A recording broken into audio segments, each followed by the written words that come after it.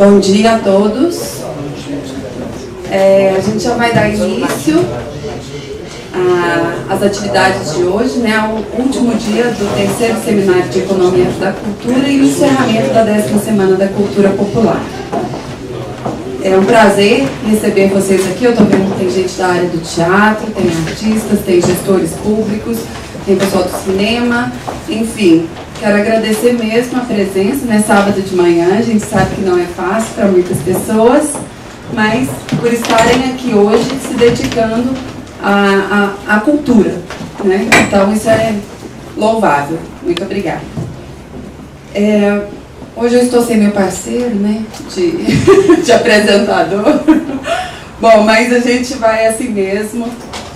Às vezes a gente fica um pouco só, mas a gente tem que seguir. E às vezes a gente encontra pessoas e segue junto, fica melhor, né? Então é isso que a gente está, essa é a proposta do terceiro seminário de Economia da Cultura, que é encontrar pessoas, encontrar ideias, né? Essas pessoas dialogarem sobre o fazer cultural e daí não parar por aqui, mas continuar dialogando, né? A gente tem o pessoal de Buriatã, tem de Berlândia, tem de outros patrocínios. Então, acho que assim, nós, Uberlândia e as cidades vizinhas, temos muito a conversar, né? Então, obrigada pela presença e vamos juntos. As atividades estão sendo realizadas pelas produtoras uberlandenses Balaio do Cerrado e Viola de Nós. E as atividades estão acontecendo nas dependências da Universidade Federal de Uberlândia, da Escola Livre do Grupo Pontapé de Teatro, Oficina Cultural, Arena Sabiazinho e Center Convention. Esses eventos contaram com a promoção da TV Integração e o apoio do Grupo Pontapé de Teatro, a APCult, Associação dos Produtores Culturais de Uberlândia e Região, Instituto Violuarte, Centro de Tradições Caipira Sementinha do Cerrado, FUTEL, Prefeitura de Uberlândia, DEMAI, Damasceno Produções, sendo este projeto executado por meio da Lei Estadual de Incentivo à Cultura de Minas Gerais. Da sobrevivência à existência. É o tema da 10ª Semana da Cultura e terceiro Seminário de Economia da Cultura. E as mesas, palestras e debates abordaram as possibilidades que existem para o setor cultural para que a gente se movimente e saia da atual realidade de iminente colapso do financiamento público, para um cenário em que o conceito de cultura represente desenvolvimento humano, social e econômico.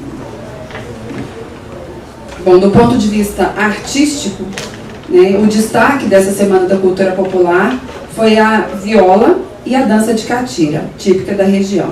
O jeito de ser e de falar do mineiro. Nós tivemos ontem um espetáculo Por de Dentro, apresentado pelo Grupo Pontapé de Teatro na Escola Livre.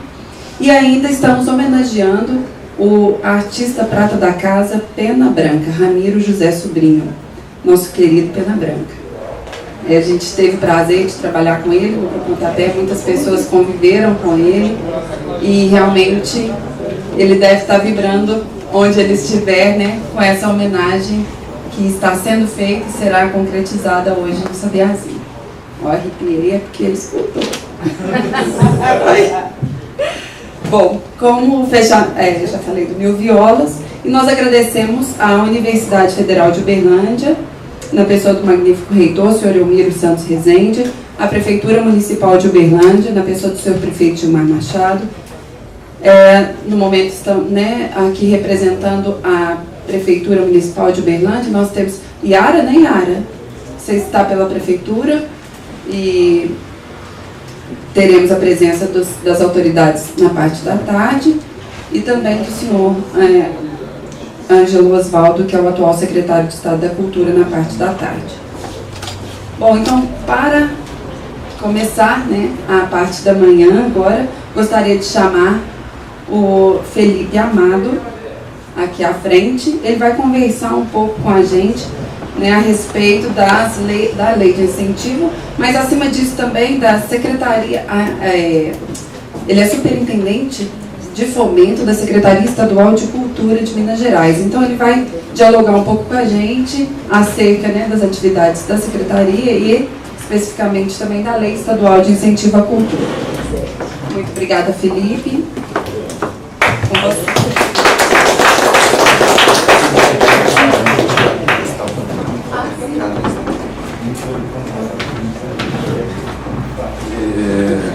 Bom dia a todos. A Kátia disse Felipe. E eu estou. Tá baixo?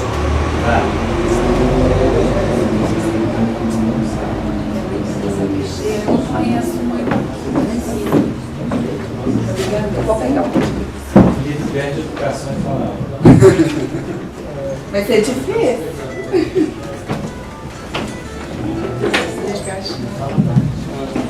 Como a Kátia me apresentou, meu nome é Felipe Amado, eu estou superintendente de Fomento à Ciência e Cultura da Secretaria de Estado de Cultura de Minas Gerais. E antes de começar, eu queria agradecer a oportunidade de estar aqui. Na verdade, minha ideia é até mais de ter um diálogo do que necessariamente ter uma fala. E agradecer a oportunidade de estar aqui, né, na cidade de Uberlândia, participando desse seminário, que nós já tivemos em outros momentos, né, desde quinta-feira, algumas discussões que são sempre enriquecedoras, tanto da parte, né, pessoal, que tem enriquecido muito, quanto também da questão profissional e da responsabilidade enquanto gestor público dentro da Secretaria de Estado de Cultura. Eu tenho formação em gestão pública e trabalho com a cultura tem em torno de 3 anos dentro da gestão pública. Eu sou formado em administração pública pela Fundação João Pinheiro e tenho uma especialização em política e gestão cultural pela Universidade de Girona, na Espanha. Minha participação dentro da política cultural é recente, né, de em torno de 3 anos. E, antes de tudo, eu gosto sempre de falar que a cultura é um desafio. A gente trata de questões extremamente subjetivas, extremamente complexas, extremamente diversificadas e que perpassam por questões que vão no íntimo de cada um. O gosto pela arte é íntimo, né? É individual. O meu gosto é diferente do gosto da Kátia, é diferente do gosto de cada um. E ao tratar de uma política cultural, nós estamos tratando um pouco disso também. E desse ponto de partida, a gente já tem uma enorme dificuldade em se discutir uma política pública de cultura.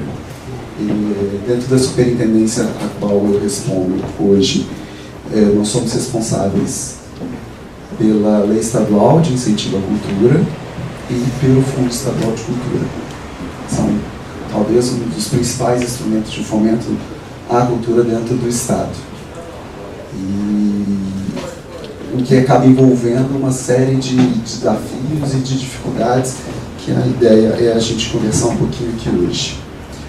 Mas como um técnico, né, eu não tenho nenhum vínculo partidário, não tenho nenhum vínculo ideológico,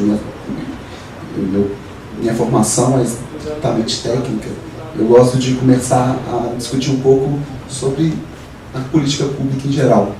Não sei se quem esteve aqui na quinta-feira à noite, na mesa que teve com a presença do professor Lasmar, ele discorreu um pouco sobre a formação das políticas públicas. E é importante a gente entender a situação na qual nós estamos hoje, né? Ele fez discorreu um pouquinho sobre como que é o processo de formação e execução das políticas públicas, que começa de um ponto de conflito, de um ponto de sinalização de uma necessidade, que a partir dela realiza-se um estudo de alternativas para solucionar aquele conflito, aquele problema diagnosticado inicialmente, que parte, depois do levantamento e do estudo de todas as alternativas possíveis, de uma tomada de decisão, que segue numa implementação e demanda um processo de avaliação para continuar o mesmo ciclo, de diagnosticar novos conflitos, novas alternativas de soluções, novas tomadas de decisão, novas implementações. Isso é o ciclo da política pública em qualquer lugar do mundo. E onde eu estou hoje? O meu papel enquanto superintendente está dentro do processo, principalmente, de implementação. Na quinta-feira foi até discutido isso, né? O deputado Elismar Prado mencionou um processo claro de que essa execução não era feita numa legislação educacional, que ela não era implementada no Estado, que era o ensino das artes nas escolas, né? Que foi feito um processo de diagnóstico do conflito, de seleção de alternativas e de uma tomada de decisão pelo Poder Legislativo de estabelecer uma política pública para essa área e que agora depende do processo de execução. No meu caso, eu executo a lei de incentivo e o fundo estadual de acordo com as diretrizes que foram estabelecidas em lei por um processo decisório que já foi tomado. E esse é o grande desafio do gestor público, né? Executar algo, né, que é posto e tentar fazer com que aquilo funcione. E é uma questão que é bastante complexa. Então, o meu papel enquanto gestor público é colocar o Fundo Estadual de Cultura e a Lei de Incentivo em prática dentro daquilo que a legislação nos permite hoje. E nisso, fazer um processo também de avaliação para tentar buscar novos diagnósticos e buscar novas alternativas para que, né, o secretário de Estado, o governador, possa ter a tomada de decisão. É só um parênteses inicial. E na hora que a gente vai pensar na tomada de decisão do governador, a gente tem que pensar que para a área cultural isso é um caso muito complicado.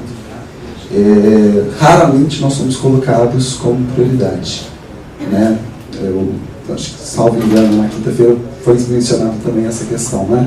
Você vai discutir demanda de orçamento, sendo que tem sempre na frente saúde, educação, segurança, habitação, saneamento. Isso sempre passa na frente.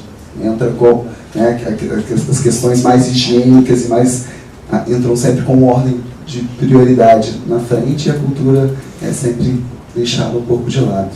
Isso é um outro desafio na hora de se discutir, por exemplo, aumento de recursos para o fundo estadual, aumento do teto da renúncia fiscal para a lei de incentivo, ou aumento de outras formas de fomento à cultura, de outras formas de incentivo, sempre esbarra nesse desafio.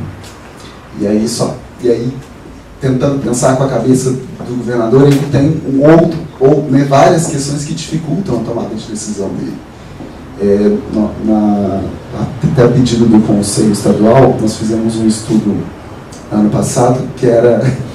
Eles até pararam, eles estavam levantando ali atrás e até pararam. A gente estava discutindo um pouco sobre a questão de aumento de recursos e tinha-se uma discussão de buscar aumentar o Fundo Estadual de Cultura, reduzindo os recursos da lei de incentivo, que hoje representa em torno de 80 milhões, enquanto o fundo anualmente era de 6,5 milhões, que tem uma distorção muito grande. E aí a gente fez um estudo que a cada R$1 de ICMS que entra para os cofres públicos do Estado, nós temos a grande dificuldade de que 0,25% vai de transferência para os municípios, por uma obrigação constitucional, do saldo de 75%. Uma parte, 25%, vai para, eu estou arredondando os números para a gente fazer uma linha de raciocínio, 25% vai para educação, 12% vai para a saúde, no estado de Minas Gerais 1% vai para a FAPEMIG, dependendo da fonte de recurso vai para o Fundo de Erradicação da Miséria, e por aí vai, por aí vai, por aí vai. O poder discricionário, que é o poder decisório do governador em estabelecer o montante de recursos que ele tem disponíveis para a implementação de qualquer política pública, é mínimo. Sem contar que do saldo você ainda tem que descontar a folha de pagamento dos servidores, né, que mensalmente é de 2 bilhões.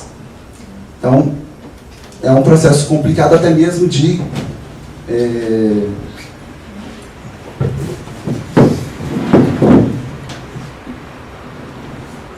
É um processo bem delicado até mesmo de se pensar, né, nas alternativas, mas elas precisam ser pensadas, precisam ser discutidas, e a gente não pode se eximir da responsabilidade de fazer essa reflexão. Mas eu gosto de fazer esses comentários para a gente pensar um pouco também que as coisas não são simplesmente o governador determinar um decreto de que o fundo estadual vai passar de 6,5 milhões para 12, para 15, para 20, para 40. Tem uma série de questões que estão associadas. E, com toda certeza, sem sombra de dúvida, essa escolha é feita por uma agenda política. E quem compõe essa agenda política são os atores da sociedade. São os políticos, são, né, os membros da Assembleia Legislativa, são a sociedade, são os conselhos que apresentam essa demanda e apontam e desenham e indicam ao governo quais são as prioridades. E falta, né, a gente discutiu isso ontem na conversa, na parte da tarde, na mesa em que estava o Aníbal, o Bruno e o Israel, e o Luciano, no qual a agenda da cultura ela é extremamente difusa. E eu falo isso por experiência de participar de reuniões do Conselho Estadual, no qual a grande dificuldade é ter um entendimento único sobre qual é a demanda da classe cultural, da classe artística para a cultura, para uma agenda da cultura, para se demandar uma política cultural. Porque a gente chega numa reunião, o representante do audiovisual defende a sua área, o representante do circo defende a sua área, o representante do teatro defende a sua área, o representante da música defende a sua área, e é tudo setorizado. E não chega uma demanda única de política pública para a área cultural, né? Então, a área da cultura já é complexa, já é fragilizada por N fatores e não tem uma proposta unificada de prioridade. Então, isso é um ponto de atenção, e já tive a oportunidade de comentar isso com alguns dos conselheiros, que a busca da convergência é difícil, mas ela é necessária. Ela é fundamental para que a gente possa mudar um quadro no qual nós temos hoje, de uma situação em que muitos grupos artísticos passam dificuldade de ter a sua própria forma de sobrevivência, que é a proposta da nossa discussão aqui no seminário, né? A sobrevivência à existência. Né? Nós temos essa dificuldade hoje. Né? E, no meu ponto de vista, né, enquanto formado para pensar as políticas públicas, a minha visão hoje da política pública cultural falta-se uma unificação de uma proposta para isso. E uma unificação que não depende simplesmente de 2, 3, 4, 5 membros do Conselho Estadual que levantam uma bandeira, mas uma unificação de todo o grupo artístico e de todos os membros da sociedade que trabalham com arte, que trabalham com cultura, para defender uma bandeira. Porque a área da cultura já tem que lutar contra outras bandeiras que são sempre muito mais fortes. A segurança é sempre muito mais visível. A educação é sempre muito mais visível. A saúde é sempre muito mais visível. Se nós não tivermos uma visão unificada, a luta fica ainda mais. Né? Em vez de eu ter uma luta, eu tenho 5, 6, 7 lutas diferentes. E aí a força de cada uma fica muito mais fraca. Né? Eu tenho a pressão do governador para ter uma política para a gastronomia, eu tenho uma demanda para o governador para ter uma política para o teatro, e aí fica sempre uma luta muito setorizada, salvo engano, o Israel brincou com a gente no carro, é uma luta sindicalizada, né? Que é problemático e é complexo que a gente consiga chegar a algum lugar dessa forma.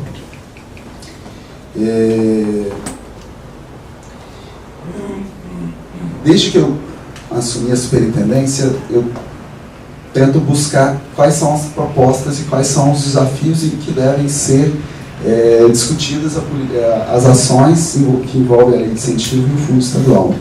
E aí, estudando a legislação, estudando as propostas, nós temos alguns desafios que são gritantes. Primeiro, a questão da descentralização e da regionalização.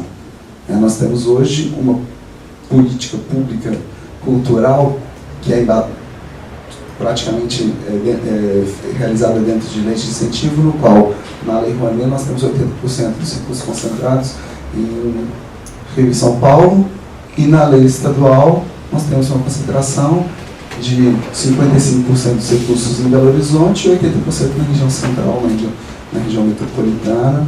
Então, é uma lógica muito centralizadora e que é um desafio enorme, principalmente falando do estado como Minas Gerais, que temos 853 municípios com realidades totalmente distintas. Se eu falar de Uberlândia e comparar com Teófilo Otoni, eu estou tratando de realidades totalmente diversas e de culturas totalmente diferentes. Então, a busca por uma descentralização e uma regionalização da produção cultural é um desafio.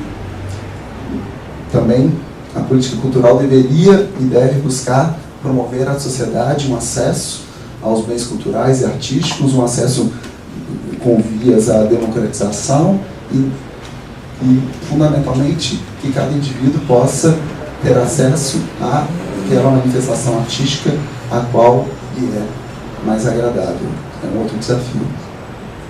E nesse sentido, que cada indivíduo tem a sua percepção, a diversidade cultural deve ser valorizada. Eu não posso buscar uma discussão higiênica de que a cultura é ópera, concertos sinfônicos, enfim, patrimônio.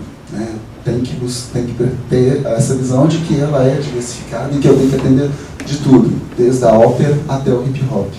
A gente teve na quinta-feira, quem teve a oportunidade de participar, a experiência belíssima das periferias de São Paulo, da cultura expressada pelo hip hop, a cultura pelo rap, pelo funk, e aí se a gente for entrar nas artes gráficas, pelo grafite, enfim. Eu tenho que valorizar cada uma dessas expressões, porque é a expressão de um povo. A cultura é a expressão de um povo. Então, é um outro desafio. Eu tenho que estar fomentando sempre o processo criativo, porque se eu ignorar a criatividade, eu ignoro a arte. Então, é um outro desafio. Investir na questão da profissionalização e da capacitação é fundamental. A gente não pode trabalhar com um processo que é de sobrevivência sem buscar uma capacitação, uma profissionalização, no sentido de que o artista possa se desenvolver e ser cada dia mais um artista melhor. E por aí vai, E aí a gente chega no ponto do tema do seminário, que é a questão da sustentabilidade da cadeia produtiva da cultura. Nós temos que buscar uma política cultural que propicie essa sustentabilidade, que o artista possa ter como se sustentar vivendo da arte, sem precisar de ter outras formas de se desenvolver. E aí a gente tem a situação de hoje do estado de Minas Gerais, em que a principal fonte de recurso para a cultura é a Lei Estadual de Incentivo à Cultura. A Lei Estadual existe desde 1998, então nós temos aí um universo aí de 16, 17 anos. É um instrumento que ele tem funcionado em alguns aspectos, mas que ele tem inúmeras falhas, inúmeros aspectos que são críticos e que precisam ser analisados e precisam ser discutidos. Primeiro, essa questão da concentração, que é uma questão fundamental em qualquer discussão. Como que eu tenho uma fonte de recursos de 80 bilhões, sendo que 80% disso na região central, então sobram 20% para os outros 800 municípios do estado. Né? Isso não é suficiente para a gente poder resolver o problema da cultura. Aí, para a gente fazer alguns comentários. A lei de incentivo, ela funciona um pouquinho de acordo com a demanda do mercado. Né? O montante de recursos disponíveis, ele é associado ao mercado, ao PIB do Estado. Né? Ele está diretamente relacionado à arrecadação do ICMS. Hoje nós temos, né, por lei, 0,3% da receita líquida do ICMS é destinado à Lei Estadual de Incentivo à Cultura. Ano passado foram 79 milhões. Esse ano a estimativa é de um crescimento de 7%, mas o dado final ainda não foi disponibilizado porque ainda não foi fechado o montante disponível, o montante da arrecadação que o Estado teve de ICMS no ano passado. Então a gente não pode falar se é 85, 82. Então, na faixa dos 80 milhões. Então, primeiro, o montante de recursos depende da arrecadação do ICMS. E outro ponto que a gente tem é a participação dos artistas dentro dos editais. Nós trabalhamos hoje, a forma como funciona hoje, é por meio de um edital anual. Nesse edital, né, são apresentados os projetos, esses projetos são aprovados, e podem captar. Dos projetos inscritos, a média de um edital para o outro varia, mas é que existe uma concentração grande em áreas artísticas. No estado de Minas Gerais, a música representa 45% da demanda de recursos. A área de artes cênicas representa aí em torno de 16, 17%. E aí a gente chega ao ponto de ter a literatura com 1%. E esse percentual tem sido mantido nas aprovações e tem continuado também na captação. Então, no último ano, em 2014, que a gente teve a captação de 79 milhões, dos 45% dos projetos inscritos, no percentual de captação foram 40% para a área de música, o percentual da área de artes cênicas foi mantido, em torno de 16%. Então, a lei de incentivo segue, pelo menos pelos dados, um pouco esse ritmo de demanda. E nós tivemos uma alteração legislativa em 2013 que teve uma redução de contrapartida, diminuindo a participação própria das empresas, o que ocasionou que os recursos acabaram se esgotando cada vez mais rápido. Em 2013, os recursos se esgotaram em novembro e o ano passado se esgotaram ainda no primeiro semestre. Então, essa alteração na legislação em 2013 causou uma situação que não existia nos anos anteriores, né? E que gera uma série de situações extremamente delicadas. Então, apesar de todos os problemas e todas as dificuldades de captação, da questão da concentração regional, da questão da concentração também que existe em que os recursos são destinados à realização de eventos, que acabam tendo uma maior divulgação das marcas, eu vejo como uma única grande vantagem da lei de incentivo o fato de que o recurso não entra no orçamento. Né? Eu estava falando lá atrás, né? O governador ele tem uma dificuldade de determinar a questão do montante de recursos em que ele tem livre escolha de estabelecer por causa da série de itens que são estabelecidos por lei, pela Constituição e tal. O governador Pimentel tem essa dificuldade, né?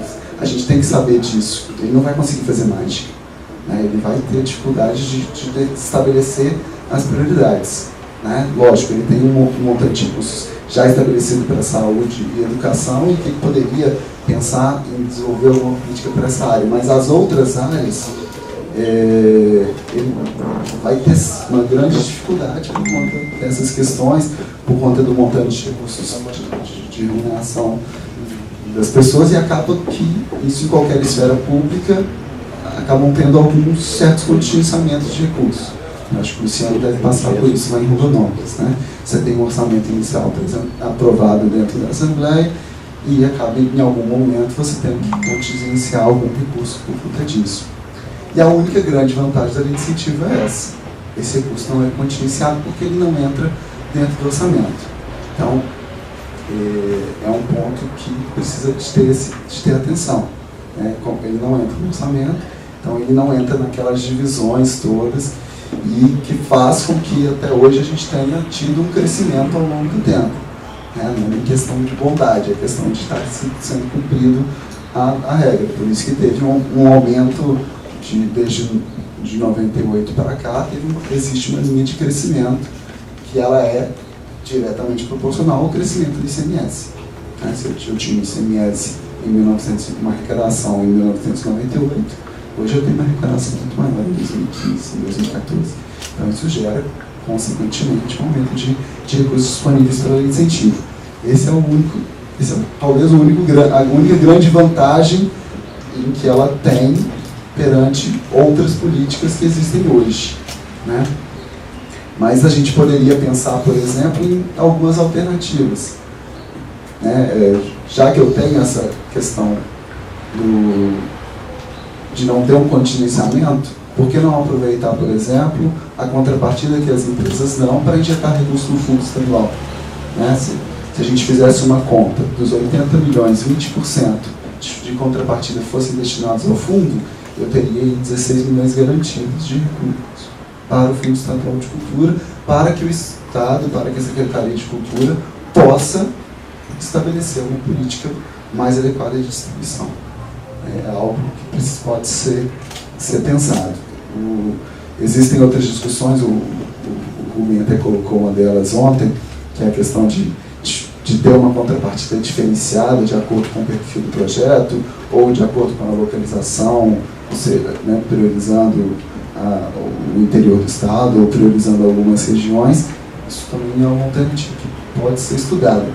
Né? Então, e existem também propostas, a Prefeitura de Belo Horizonte tentou trabalhar, não sei se deu certo, com um edital setorizado, então já tem pré-estabelecido quanto de recurso vai para a música, quanto de recurso vai para o teatro. São alternativas que podem buscar diminuir os problemas da lei de incentivo, mas são problemas que ela tem, não é o Estado que define quem é patrocinado. São as empresas que definem quem eles vão patrocinar. Então, são algumas alternativas. E aí, a gente também tem que pensar em algumas outras coisas. Né? Eu vi um estudo do Sebrae no ano passado, em que fala que a cada R$1 investido por meio da área cultural, gera-se R$2 de retorno para a economia. Então, é algo que precisa ser melhor estudado, né? Porque aí eu já mudo um pouco de discurso. É um pouco do que o professor Lasmar falou. A gente já começa a discutir sobre uma economia da cultura. Né? Se eu investir na cultura, eu estou gerando mais renda para a economia do Estado, então nós podemos mudar de patamar de conversa. E aí existe uma pesquisa também. Né? Outro ponto existe uma pesquisa da Fundação João Pinheiro, uma pesquisa de 2005, salvo engano, de que feita uma avaliação da lei de incentivo à época, o fundo estadual ainda não existia, de que 55% dos recursos eram investidos na geração de emprego e renda. Porém, a gente tem um grande problema de que trabalhar com um processo de uma política cultural por meio digital, eu estou fomentando a informalidade. Porque é um processo, por meio de lei de incentivo, eu estou trabalhando com projetos. O projeto tem início e fim. Né? Então, nos editais que nós temos hoje, ele tem uma duração de uma perenidade de 12 meses.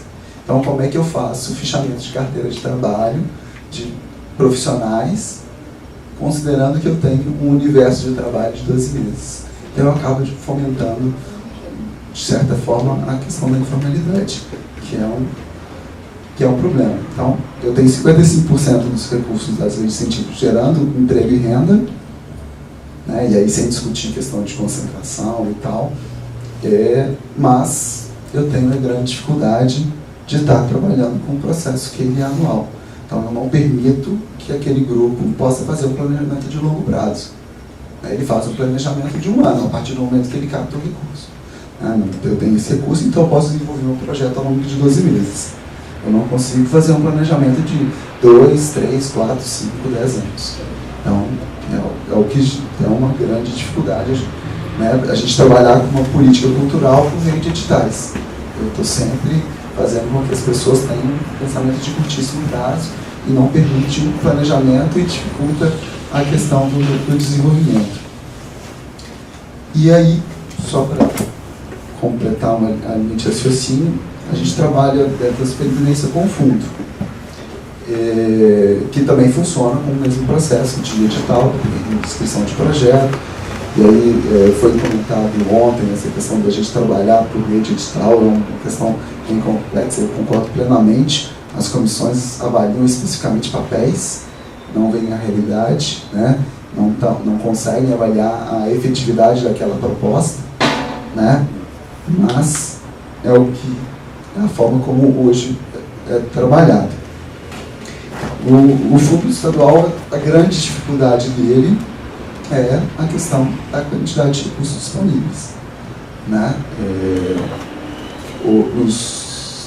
Nos últimos anos o valor era de 6,5 milhões, né? 6,5 milhões é um valor complexo. Nós tivemos no edital de 2013 153 projetos aprovados. Qual que é o alcance desses projetos? A gente estava discutindo com o Bruno, que é de Teoflotone, na região do Mucuri, ao longo de 2006 até hoje, a quantidade de projetos aprovados para a região do Mucuri é pequena, e se você for fazer uma avaliação de montante de recursos, é menor ainda, né? Então, o alcance da política por meio de um fundo que tem recursos baixos é complexo. É difícil, né, considerando o Estado com 853 municípios. Então, é um grande desafio, né, o trabalho com o fundo. Por conta disso, né, acho que é uma questão de uma valorização e um aumento do montante de recursos pode ajudar um pouco, mas não resolve o problema do Estado. Eu não vou conseguir ter um fundo de 100 milhões de reais que, de alguma forma, poderia ajudar, embora essa seja a demanda, né? No último edital, em 2013, a demanda era de 90 milhões do fundo estadual. Só fazendo um paralelo, na lei de incentivo, em 2014, a demanda foi de 1 bilhão de reais. Então, a demanda da cultura ela é cada vez maior.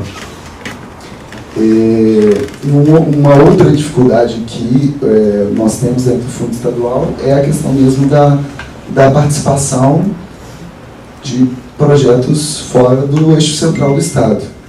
Só fazendo, né, pegando alguns dados aqui, dos 90 milhões que foram inscritos no edital 2013, 42 milhões eram referentes a projetos da região central do Estado. E desse montante, somente menos de 2 milhões para a região noroeste e menos de 4 milhões de demanda na região Jequitinhonha e Mucuri. Então, o alcance não está chegando lá, né? Pode ser necessidade de capacitação, pode ser vários pontos, mas a questão é que o recurso não está chegando nessas regiões, até por conta de demanda, né? Eu tenho um paralelo aqui de que essas duas regiões juntas mal somam 10% do que a região central demanda. Então, é uma situação que precisa ser bem trabalhada para a gente ter um fundo estadual com um alcance melhor. Porque não adianta nada eu ter 100 milhões de recursos para o fundo, sendo que desses 100 milhões a demanda maior é da região central, então os recursos vão continuar centralizados, onde a necessidade com certeza é menor, né, de recursos. Então, esse é um ponto. E a questão também de estabelecer melhor um perfil de projetos que são atendidos pelo Fundo Estadual. Né? Preciso distinguir bem o que é um projeto que pode ser atendido pelo fundo, seja um projeto de caráter coletivo, enfim, de outras formas de repasse de recursos. Né? Eu não posso tratar o mesmo grupo que consegue captar recursos de forma direta, como foi o caso que o Henrique falou aqui, o Henrique Portugal falou aqui na quinta-feira, em que eles vivem sem meio de incentivo, eles vivem sem recurso, né, de aplicação de fundo e tal, eles vivem do trabalho deles dentro do Skank, mas eu não posso. Então eu tenho que diferenciar isso de um grupo como o Pontapé, que não tem essa visibilidade no mercado. Então, e ao mesmo tempo eu tenho que diferenciar de um projeto que consegue captar recursos, com lei Rouanet, com lei estadual. Então, são alguns pontos que são importantes. Então, a minha ideia era fazer alguns desses comentários para vocês e está aberto para a gente conversar. Bom, vou falar sem microfone mesmo, gente. A gente vai ter 10 minutos agora, antes, né, do próximo convidado, que é o Israel do Vale. 10 minutos para perguntas objetivas, diretas, para que todo mundo que queira possa ter acesso, né, aqui ao Felipe. Eu vou fazer a inscrição aqui, e depois, se tiver mais gente, depois que o Israel falar, a gente abre novamente, tá? Porque hoje o tempo está apertado.